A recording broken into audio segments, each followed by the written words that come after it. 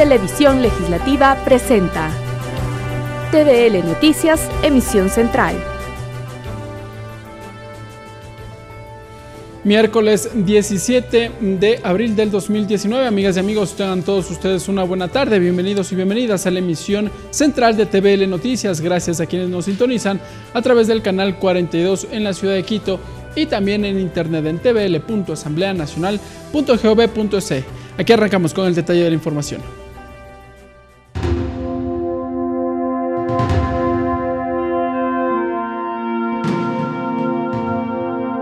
...16 de abril, 3 años del terremoto.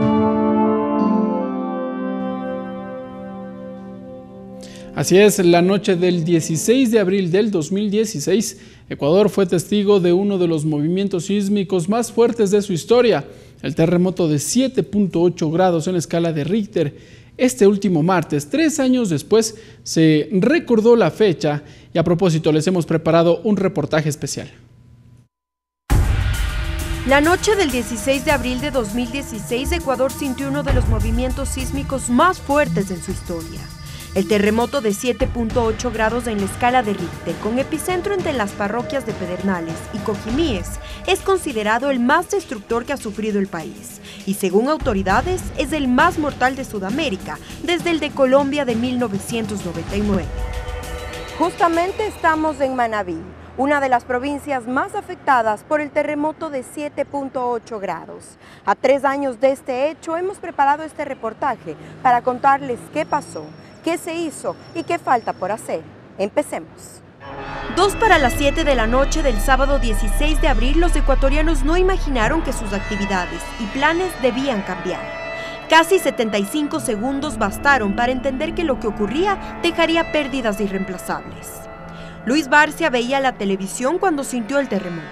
Una pared de su casa se cayó, pero sus seres queridos estaban bien y eso bastaba.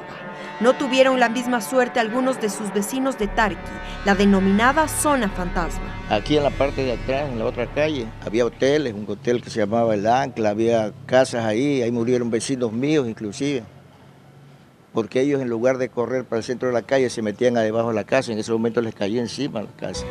En esta zona se levantó un mural con más de 300 nombres de las personas fallecidas, amigos, vecinos, conocidos y desconocidos de Luis, para rendir homenaje a sus nombres y para que los días no pasen sin pensar en ellos. Una señora que siempre paseaba aquí con sus niñas, vivía allá en la esquina del otro lado donde yo le digo que se destruyó.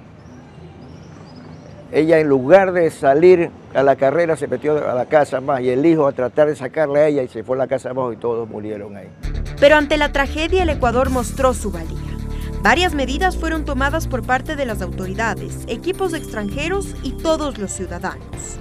El 26 de abril de 2016 se creó el Comité de Reconstrucción y Reactivación Productiva, que trabajó bajo 3 ejes. El eje de emergencia, atención inmediata en rescate, salud, alimentación, albergues, remoción de escombros y demolición de edificaciones inhabilitadas. El eje de reconstrucción, de infraestructuras públicas, rehabilitación integral de servicios públicos, diseño y planificación de vivienda. El eje de reactivación productiva, ejecución de planes, programas, políticas y regulaciones productivas. Más de 3.000 millones de dólares del Estado recaudó para solventar lo que dejó el terremoto. Esta ayuda no ha bastado, pero tampoco ha parado.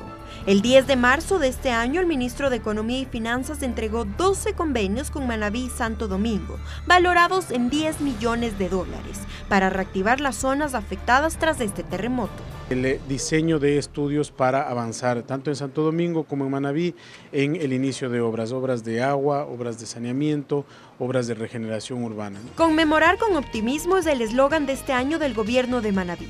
Si bien hay mucho por hacer, el gobernador Javier Santos apuesta por que se resuelvan las situaciones más urgentes. Levantando como son hospitales, por ejemplo el hospital de Bahía que aún ya está en la etapa prácticamente con fuente de financiamiento lista para ser contratada, y esta obra es de vital importancia para la provincia. El hospital de Chone, que es uno de los hospitales que colapsó totalmente, también ya está en fase constructiva, ya tenemos cerca de un 16% de avance de obra. Si podríamos rescatar algo positivo de la tragedia es la prevención.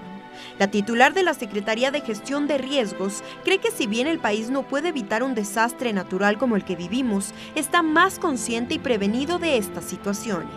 La realización de los simulacros por tsunami, por erupción volcánica, siempre nos fortalece y nos ayuda a medir primero nuestra capacidad de respuesta desde lo institucional, pero también ayuda a la ciudadanía que puede identificar qué es lo que tiene que hacer.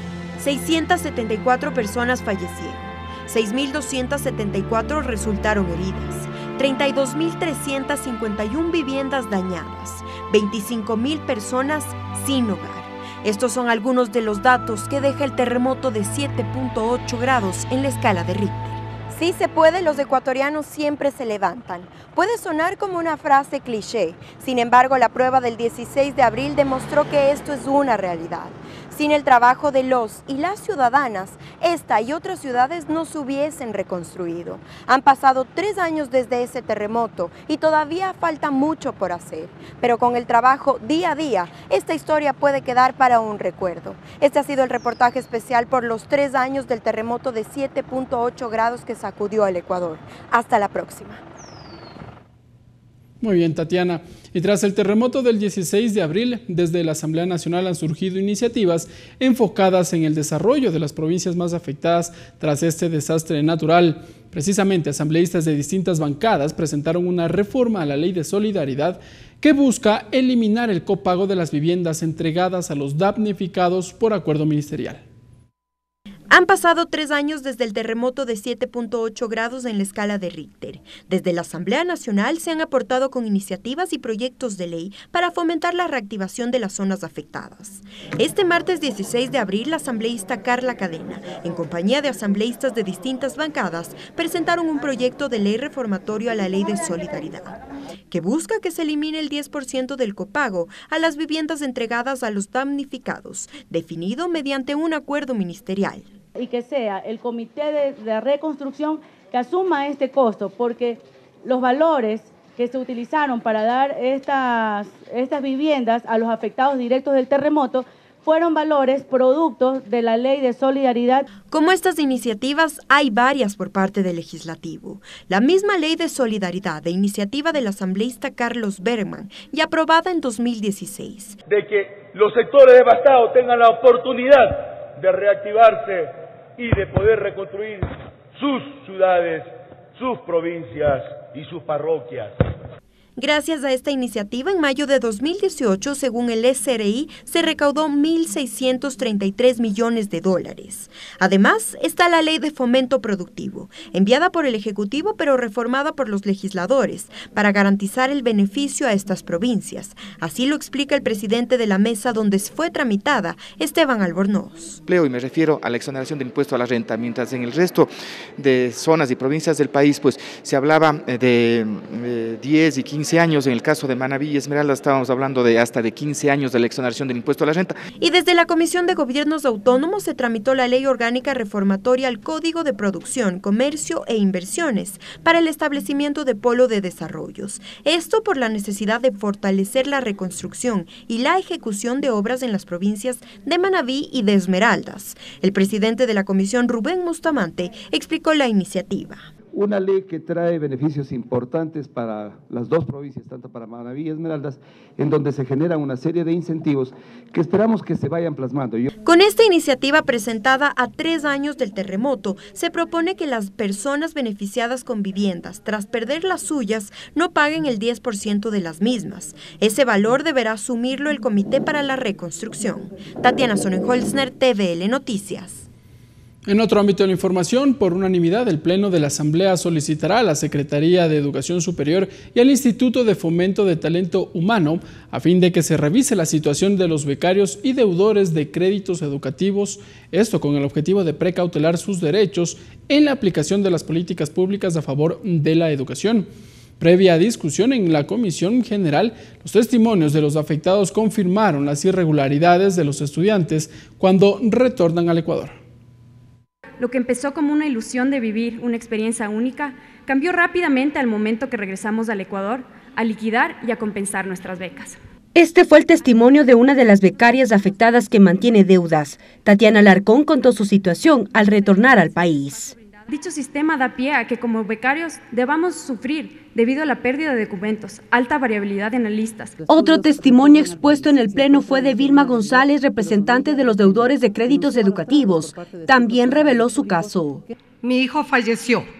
Cuando fui al IFTH actual, extinto IS, a presentar el certificado de defunción de mi hijo para solicitar el seguro de desgravamen, este seguro me fue negado.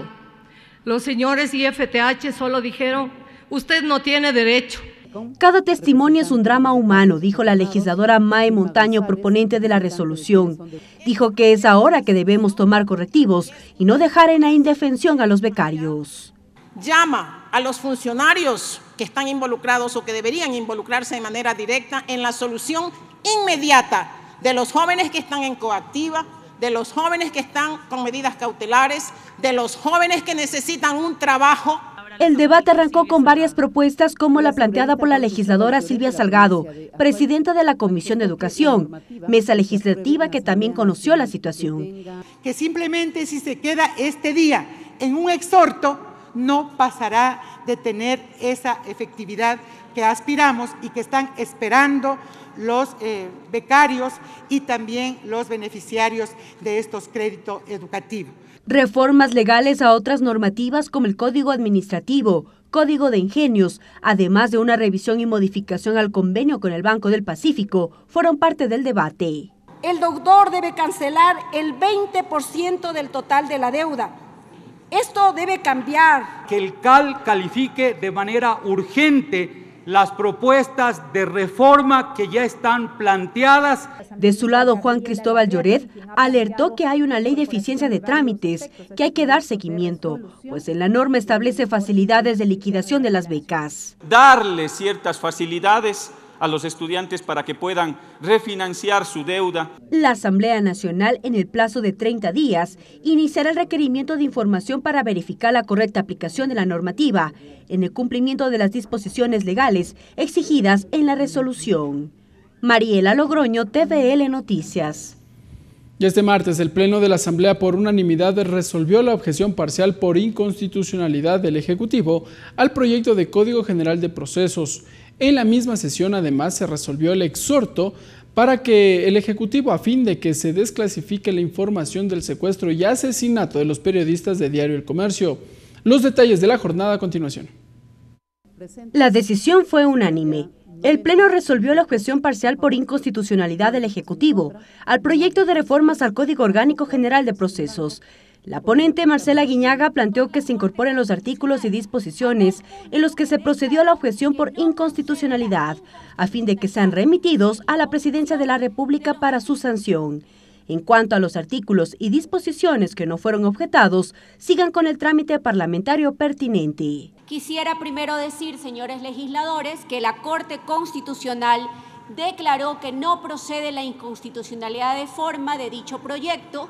Es más, dentro del control constitucional estableció que la Asamblea Nacional cuenta con los mecanismos necesarios para proceder a la corrección de textos que operan acorde a la dinámica parlamentaria. También los integrantes de la Comisión de Justicia que tramitó la propuesta intervinieron con sus observaciones relacionadas a las citaciones a personas en el exterior y la posibilidad de queja cuando un recurso de casación no sea admitido. La posibilidad de que se presente una queja en contra quienes se sientan afectados cuando un recurso de casación ha sido inadmitido. Toda vez que el certificado otorgado por movilidad humana es necesario para ordenar la citación. En otro tema, el Pleno de la Asamblea también resolvió aprobar la resolución que exhorta al señor presidente constitucional de la República, Lenín Moreno, para que dé paso a la desclasificación total de la información relacionada con el caso del secuestro y asesinato de Javier Ortega, Paul Rivas y Efraín Segarra, integrantes del equipo periodístico de Diario El Comercio, conforme su ofrecimiento realizado el 13 de abril del 2018. El ponente de la iniciativa, Byron Zuquilanda, dijo que la desclasificación de la información permitirá darles tranquilidad a las familias de los asesinados. Acelere la desclasificación de la información y llegar a la verdad. En el debate también se habló de transparentar la información y se extiende a las víctimas que dejó la frontera norte. Los periodistas Javier Ortega, Paul Rivas y Efraín Segarra, los ciudadanos Óscar Bellecís y Katy Velasco, los soldados caídos en frontera norte. Para esta desclasificación se observará lo dispuesto en la Ley de Seguridad Pública del Estado, así como su reglamento. Asimismo, se garantizará la reserva de identidad de quienes se encuentren protegidos en razón de salvaguardar la integridad personal y de sus familiares. Mariela Logroño, TVL Noticias. Y el nuevo defensor del pueblo fue posesionado ante el Pleno de la Asamblea. Freddy Carrión Intriago ostentará el cargo por 5 años. Temas como la mujer y la familia serán de su prioridad. Freddy Vinicio Carrión Intriago fue posesionado ante el Pleno de la Asamblea como el nuevo defensor del pueblo y ostentará el cargo durante los próximos 5 años. ¿Jura usted por su honor respetar y hacer cumplir la Constitución de la República del Ecuador en su calidad de defensor del pueblo? Sí, juro. Si así lo hace, que la patria y el pueblo lo reconozca. Caso contrario, le juzgue. Queda usted posesionado constitucional y legalmente. Previo a su posesión, el nuevo defensor del pueblo defendió ante los medios de comunicación la legalidad del concurso de méritos y oposición, en donde obtuvo 86,5 puntos, convirtiéndose en el mejor puntuado. El haber sido el mejor puntuado y el haber ganado un concurso demuestra ante la ciudadanía y ante el país en general que me encuentro completamente capacitado y con la credibilidad necesaria para ejercer un adecuado trabajo en la Defensoría del Pueblo. Aseguró que se enfocará en mejorar la defensa de los derechos humanos y que existen temas como el de la mujer y la familia a los que dará prioridad. Los grupos de atención prioritaria, las mujeres, las personas con discapacidad de tercera edad, creo que son aspectos importantísimos, al igual que las personas en movilidad. Vamos a hacer de ellos un eje de nuestra acción y de nuestro trabajo diario. Los legisladores también otorgaron la condecoración Dr. Vicente Rocafuerte al mérito social a la Comisión Médica Voluntaria del Ecuador. La protagonista del reconocimiento, la asambleísta María José Carrión, destacó la labor y sacrificio del grupo de profesionales. Sin duda alguna, el hecho de que médicos de manera voluntaria, los fines de semana, durante sus horas de descanso, regalen a la población más vulnerable del Ecuador sus conocimientos, los medicamentos, la atención. Pero incluso muchas veces ni el mismo Ministerio de Salud alcanza a llevar especialistas a esos sectores bien lejos de nuestra querida patria. Por eso precisamente que yo no solamente quiero recibir el homenaje, sino mis compañeros que son los que acompañan permanentemente en esta lucha por salvar la vida de los ecuatorianos. La Comisión Médica Voluntaria del Ecuador funciona con la colaboración de profesionales médicos multidisciplinarios comprometidos en salvar vidas. Lorena Espinosa, TVL Noticias. De manera unánime, el Pleno de la Asamblea Nacional aprobó las reformas a la Ley de Servicio Público de Energía Eléctrica que busca modificar el cobro de la tasa de recolección de basura y apoyar a los municipios, sobre todo a los más pequeños que no cuentan, se dijo, con las herramientas necesarias para la recaudación. El asambleísta ponente de las reformas y presidente de la Comisión de Desarrollo Económico, Esteban Albornoz, dijo que 115 municipios recaudan la tasa por recolección de basura a través de empresas eléctricas, con 67 de sus propios mecanismos, y con 39 no cobran esa tasa porque no cuentan con herramientas necesarias, se dijo en la sesión. El documento deberá ser remitido al Ejecutivo para su sanción favorable o veto. Y la madrugada de este martes falleció en Quito el ex estudiante del Colegio Mejía, Edison Cosíos, quien en septiembre del 2011 recibió un impacto de bomba lacrimógena en su cabeza durante una manifestación estudiantil en rechazo al bachillerato unificado. Producto de ese hecho, Edison permaneció 7 años y 7 meses en estado vegetativo bajo el cuidado de sus padres. Tras conocerse la noticia del deceso del joven, hubo muestras de solidaridad en el Pleno de la Asamblea Nacional. El legislador por la provincia de Bolívar, Luis Pachala, solicitó un minuto de silencio. Y atención, este jueves a las 9:35, el Pleno de la Asamblea Nacional conocerá el informe preparado por la Comisión Multipartidista de Investigación respecto de la denuncia presentada contra la presidenta de la Asamblea Nacional. Por otra parte, los legisladores entregarán una condecoración al mérito deportivo al Club Deportivo Olmedo. Será el Pleno de la Asamblea el que se pronuncie sobre el trabajo realizado por la Comisión Multipartidista que tramitó la denuncia presentada en contra de la presidenta de la Asamblea Nacional. El informe de mayoría recomienda que no se impongan sanciones en contra de Elizabeth Cabezas, pues según los asambleístas Fausto Terán y María Mercedes Cuesta, no se evidencian pruebas. La asambleísta Amapola Naranjo se olvidó de que para denunciar, para poner una denuncia, tiene que poner las pruebas. Se olvidó que solamente está transcribiendo supuestamente actos que está en las redes sociales y en YouTube. Creen que con eso es responsable de una comisión pronunciarse cuando no tiene los elementos suficientes. Sin embargo, desde la bancada de la Revolución Ciudadana pedirán también que se conozca el informe de minoría presentado por la asambleísta Marcela Guiñaga, en el que recomienda la destitución, pues según la denunciante, la asambleísta Amapola Naranjo, hubo los sustentos necesarios. El día 26 de marzo presenté denuncia juramentada nuevamente. Así que ahí yo he pedido, en la primera vez adjunté un audio, ¿no? Adjunté. En la segunda lo hice por escrito en mi escrito de prueba. Desde Alianza País aseguran que aún no se ha tomado una resolución en firme respecto del caso. Sin embargo, la asambleísta Lenin Plaza adelantó que apoyará el informe de mayoría. Lo que ocurrió no es una causal desde mi punto de vista para destituir, sacar de la presidencia a Elizabeth Cabezas y peor destituirla.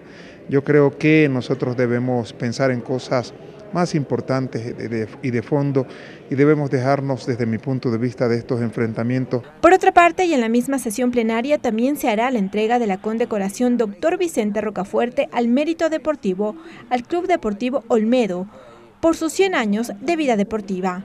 Lorena Espinosa, TVL Noticias. TVL Noticias Intercultural.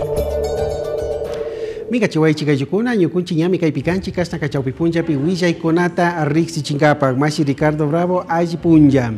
Kimsa wata miña kasna kay alpachucho ima kasna ñukunchik llaqtapi kasna tierka, chaypi mi tauka ayllukuna wañurka shinallati kasna kay llakikuna imapimi, tauka kasna llaqtakuna imata kay hatun llaki imapi kasna llakichispa sakirka. Acciones legislativas post-terremoto, Shinallati Kaikutin ima mikas na ñukunchi llaqta pushakuna imaka hatun yanapaykuna imata chayachikun ninmi Shinallati kasna kay punllakuna imapish kasna kay hatun llakimanta wasikuna ruranakuna Shinallati yanapaykuna imata chayachishkanchiknishpami riqsichikunkuna. Debate de situación becarios, Shinallati kay punja kuna imami, kay ñukunchi llaqta imapika ista llaqtapi yachashpa tigramu wamrakuna ima kasna kulki yanapay hachaskishkamanta, kutichina imapi kasna kipayashkaka kunan achka llakikuna tacharinchi nishpami, kay kutin imaka kasna kay mama llaqta tandanaku yukupi shuyarinakushka kilka imata arinirkakuna. Paykuna kaninmi ñukunchi kasna kulki kutichina ima pakpish llankaykuna tacharinakanchik shinallati kasna kay hatun harkaykuna imawanka llankaykuna pipash mana pakta yushanchi nishpami riqsichirkakuna. Debate coge periodistas del comercio, Shinallati kasñami watayaji kan kay el comercio hatun willachik pillanka kimsa runakuna imata wañuchishka. Chaymantami kasna kay kutin imaka mama llaqta tandanaku yukupi arinirkakuna shukilkata. Kaywanmi llaqta pushak imata mañarkakuna kasna tukuy willaykunata riqsichichun achikichaychun. Kaypi kasna imashinalla taripaykuna ñawinchikuna paktashkata riqsinkapak nishpami mañarkakuna. Posesión defensor del pueblo. Freddy Carrión Indriago runa imami kay napunja imaka kay mama llaqta tandanakuy ukupi kasna kay hatun defensor del pueblo shutirishpa ña llankaypi kallarichishka karka. Shinapash pichka watatami llankankanin paykanirkami warmikuna wasi ayllukuna imapakmi ñuka kasna anchata llankasha kasna paykunapa kasna hayñikunata paktachinkapak nishpami riqsichirkapash. Hasta aquí la interpretación en el quichua. Regresamos con TVL Noticias Emisión Central, luego de la siguiente pausa promocional.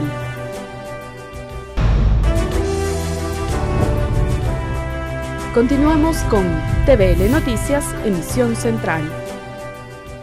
Este miércoles, la presidenta de la Asamblea Nacional, Elizabeth Cabezas, entregó el acuerdo por la gobernabilidad al vicepresidente de la República.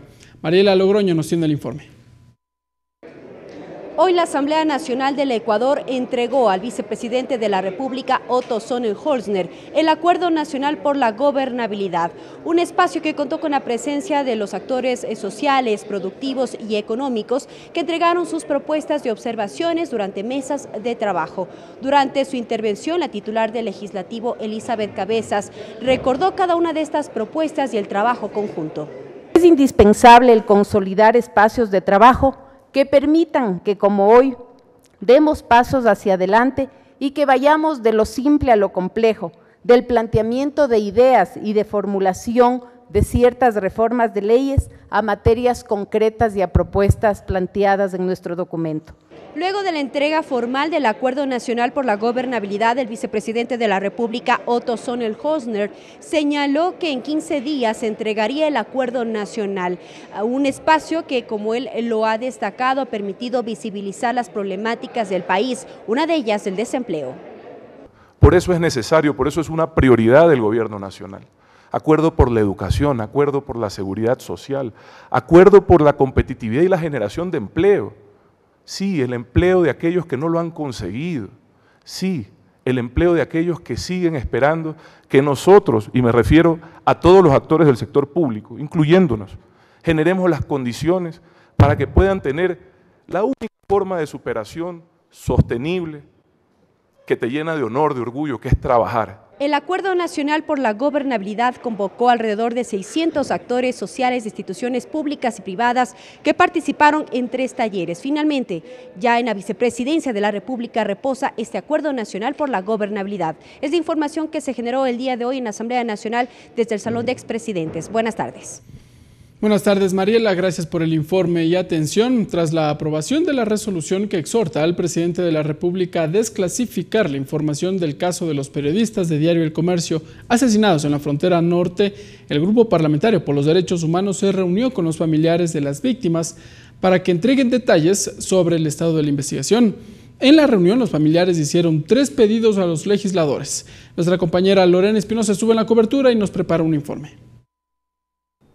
Gracias, buenas tardes. Los familiares del equipo periodístico de Diario El Comercio secuestrado y asesinado en la frontera norte dieron a conocer sobre el estado de la investigación de este caso a los integrantes del Grupo Parlamentario por los Derechos Humanos. Ahí dieron una serie de peticiones que pidieron a los legisladores se las cumpla para poder trabajar en conjunto. En primera instancia pidieron que, como es el rol de la Asamblea, se fiscalice en este caso. De ahí dijeron que apoyarían el juicio político en contra de la ex canciller María Fernanda Espinosa y dijeron que hay otras autoridades a las que se podría iniciar el mismo procedimiento. Cuando es un problema binacional, es decir, de Colombia y Ecuador, y debía la canciller estar todos los días pendientes ahí con la canciller de Colombia respecto a las problemáticas que sucedían. Hoy conocemos que habían incursiones de la policía colombiana desde nuestro país, en colaboración de la policía ecuatoriana, hacia territorio colombiano. ¿Y dónde está la función de la Cancillería en ese aspecto? No se menciona absolutamente nada. ¿Por qué? Porque esto es de dominio público que en esa época estaba ella consiguiendo votos a nivel internacional para su cargo, es decir, prevaleció el interés personal ante el interés de un Estado o de un país ante este sensible acontecimiento. La segunda petición tiene que ver con el acceso a la información, de ahí que resaltaron y respaldaron la resolución que se aprobó ayer en el Pleno de la Asamblea para la desclasificación de este caso y pidieron que también se pueda dar acceso a las 2 comparecencias que hubo en la Asamblea Nacional del Ministro del Interior y del Ministro de Defensa y luego ante el Pleno, que fueron de carácter reservado. Más allá de querer nosotros conocer algo, es llegar a una verdad y es una obligación, ya lo hizo el presidente el 13 de abril. ¿Cuál es el temor a que sean revelados?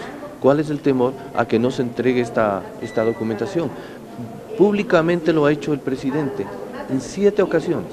Lo ha hecho ha pedido y el ministro de Defensa no ha soltado esa información. No es desclasificación de información cualquiera, de información que ya es dominio público, de informes elaborados hace 15 días, fechados hace 15 días, donde quienes estuvieron involucrados en el manejo de la crisis del secuestro hacen una especie de informe y de resumen de las acciones que realizaron. Eso no es información desclasificada. El ofrecimiento del presidente Moreno fue desclasificar información, y eso tiene que ver con información que entendemos que es sensible, que entendemos que tiene un marco de seguridad, pero estamos hablando aquí de un caso en el que probablemente se cometieron graves violaciones de derechos humanos. Los legisladores se comprometieron en trabajar en conjunto con los familiares del equipo periodístico de Diario El Comercio y brindaron todo el respaldo para lo que ellos necesiten. De ahí que se planteó también conformar una comisión para que se encargue de investigar este caso. Sin embargo, el grupo resolvió que sea este mismo el que haga frente a estas investigaciones y pueda seguir estas peticiones. De hecho, el tercer pedido que hicieron los familiares es que el informe del equipo especial de la CIDH no quede en letra muerta, sino más bien ellos dijeron que se tomen en cuenta estas conclusiones porque tienen claro lo que pasó y lo que debe hacer el Estado ecuatoriano para que no vuelva a suceder este tipo de acontecimientos. Es lo que les podemos contar desde este grupo parlamentario por los derechos humanos que hoy se reunió con los familiares del equipo periodístico de Diario El Comercio. Una buena tarde. Una buena tarde, Lorena. En otro ámbito de la información, la asambleísta Cristina Reyes, junto con legisladores de la bancada del Movimiento Creo, presentaron los argumentos que sustentan el juicio político en contra de la ex canciller María Fernanda Espinosa. Mediante rueda de prensa, los legisladores dicen que la actual presidenta de la Asamblea General de la ONU incumplió con sus funciones y abusó, supuestamente, de fondos públicos. Mediante rueda de prensa, la asambleísta Cristina Reyes, junto con legisladores de la bancada de Creo, detallaron las razones por las cuales insisten en el trámite de juicio político contra la ex canciller María Fernanda Espinosa. El incumplimiento de su deber y dejar morir prácticamente a los periodistas de Diario El Comercio, a los 2 jóvenes de Santo Domingo secuestrados y asesinados por la narcoguerrilla. Las irregularidades en la concesión de la carta de naturalización a Julian Assange y, como tercer punto, el abandono a nuestros hermanos ecuatorianos en Venezuela. El 11 de junio, la actual presidenta general de la Asamblea de las Naciones Unidas, María Fernanda Espinosa, renunció a su cargo de canciller de la República. La legisladora Reyes dice que hasta esta fecha de este año caducaría el plazo para el juicio político y por ello insiste en que se inicie el proceso de enjuiciamiento. Además, presentó pruebas de Cancillería sobre mal uso de fondos públicos. La Cancillería de la República, en la cual detalla cuánto le ha costado al país la vanidad de María Fernanda Espinosa. Mientras nuestros jubilados se crucifican pidiendo su bonificación jubilar, solamente en gastos de vivienda en Nueva York, en el alquiler de un lujoso departamento se desembolsan $17.000 mensuales. El asambleísta Fernando Flores se refirió al proceso que debería seguirse una vez de que la Comisión de Fiscalización inicie con esta investigación. Recordemos, y a la presidenta de la Asamblea Nacional, de que una vez que ella notifique a la Comisión de Fiscalización, entregue los documentos, la comisión tiene 5 días para revisar la información entregada por el CAL, calificada por el CAL. Tendremos 15 días, una vez que nos sean notificadas las 2 partes, para presentar las pruebas de cargo y de descargo y el Pleno de la Asamblea Nacional pueda conocer el informe de la comisión, donde vamos a solicitar la censura de la señora María Fernanda Espinosa. Para estos días, el CAL remitirá el informe del pedido de juicio político contra la ex canciller María Fernanda Espinosa, para que la Comisión de Fiscalización inicie con el proceso de investigación. Tatiana Sonnenholzner, TVL Noticias. Y el Consejo de la Judicatura denunció un supuesto hackeo a sus sistemas. La presidenta del Consejo de la Judicatura, María del Carmen Maldonado, reveló que una exfuncionaria filtraba información relacionada con investigaciones por presuntos actos delictivos. La presidenta del Consejo de la Judicatura, María del Carmen Maldonado, encabezó un anuncio lanzando una advertencia. Y no vamos a permitir que nuestros propios funcionarios incurran en actos de corrupción. De ahí que el Consejo de la Judicatura presentó una denuncia en contra de una exfuncionaria de ese organismo por el presunto delito de interceptación ilegal de datos. Se filtró por parte de esta ciudadana, que consta en nuestra denuncia, información respecto a un proceso de investigación que estaba llevando la Dirección Nacional de Transparencia. Según Maldonado, la denuncia está en manos de la fiscal Diana Salazar, así como otra denuncia en contra de una persona que falsificaba su identidad en el Consejo de la Judicatura como funcionario público. El ciudadano se encuentra ya detenido y su modus operandi era acudir a las oficinas de los notarios en Morona, Santiago, a solicitar a nombre del Consejo de la Judicatura determinados asuntos. Por otro lado, la titular del Consejo de la Judicatura informó que está en marcha el proceso de evaluación a los jueces de la Corte Nacional de Justicia, mientras que 9 agentes fiscales ya fueron posesionados.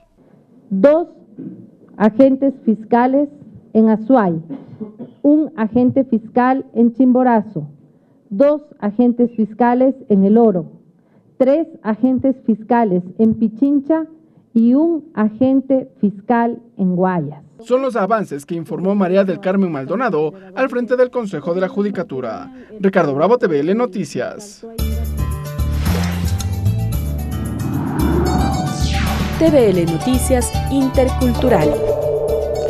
Mamayakta tandanaku itapushak Elizabeth Cabezas apugima mikunan kashna kay Punjabi yakta pushakman kay acuerdo de gobernabilidad hatun kilka imata chachirka. Sinayati kashna kay kilka imata yakta pushakman kay pikashkamanta yakta kipa pushak runa apugimami kasa chaskishpa kayta kayña yankashpa katishun minishpa kallarirka kuna. Informe familiares periodistas Shinayati kashna kay napunja mamayakta tandanaku yukupi shuyarinakushka. Tukuy kay aylukuna wañushkata imashina yayachanapaq llaqtapusha kay willaykuna imata chayachinamanta rikushpami paykuna wasi ayllukuna ima kañakaypi karkakuna rikushpa rimarirkakuna nirka imashina kashna wañikuna llakichikuna paktashkatami ñukunchik kay yachashaninchik chaytami mañanchik nishpami kaypi willachirkakuna. Hasta aquí la interpretación en el quichua.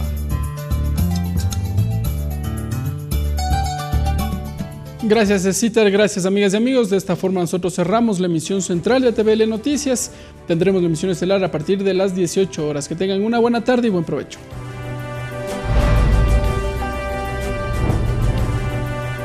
Televisión Legislativa presentó TVL Noticias, emisión central.